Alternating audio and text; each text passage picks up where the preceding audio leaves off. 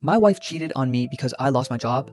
Now she is begging me to take her back. I was 34 years old and worked as a senior project manager for a commercial construction company in Dallas.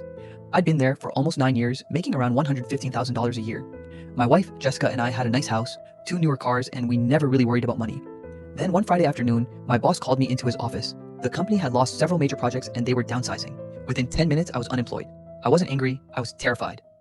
All I could think about was how I was going to tell Jessica. When I walked through the front door, she was sitting on the couch watching TV. I told her what happened and waited for her to say something. Anything. Instead, she just asked, "So, what are you going to do now?" That wasn't the reaction I expected.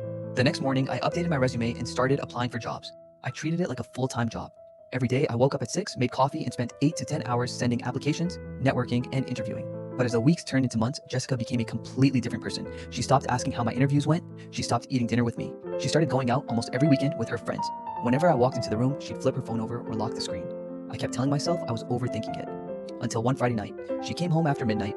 I asked her if there was someone else. She looked me dead in the eyes and said, "Yes." She told me she'd been seeing another man for almost 3 months, a guy named Brandon. He owned several luxury car dealerships across Texas. Then she said something I'll never forget. "I didn't marry someone who sits at home unemployed." I tried reminding her that I'd spent years providing for us, that I was doing everything I could to find another job. She didn't care. The next morning, she packed 3 suitcases, took most of her things, filed for divorce a week later, and disappeared from my life. I was devastated. For months, I questioned everything about myself. Then one afternoon, I got a call from an old client. He had started a construction technology company that built AI software to help contractors estimate projects and manage job sites. He didn't just offer me a job, he offered me a small ownership stake in the company. The salary wasn't great, but I believed in the business. For the next 4 years, I worked harder than I ever had before. Late nights, weekends, 70-hour weeks.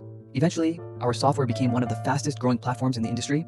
Then one Tuesday morning, a Fortune 500 company bought us for nearly $500 million. My ownership stake was worth just over $11 million. About 2 weeks later, I got a text from Jessica. "I've made the biggest mistake of my life. I think about you every day. Can we please meet and talk?" I read the message twice, smiled, blocked her number, and went back to enjoying the life she never believed I'd be able to build.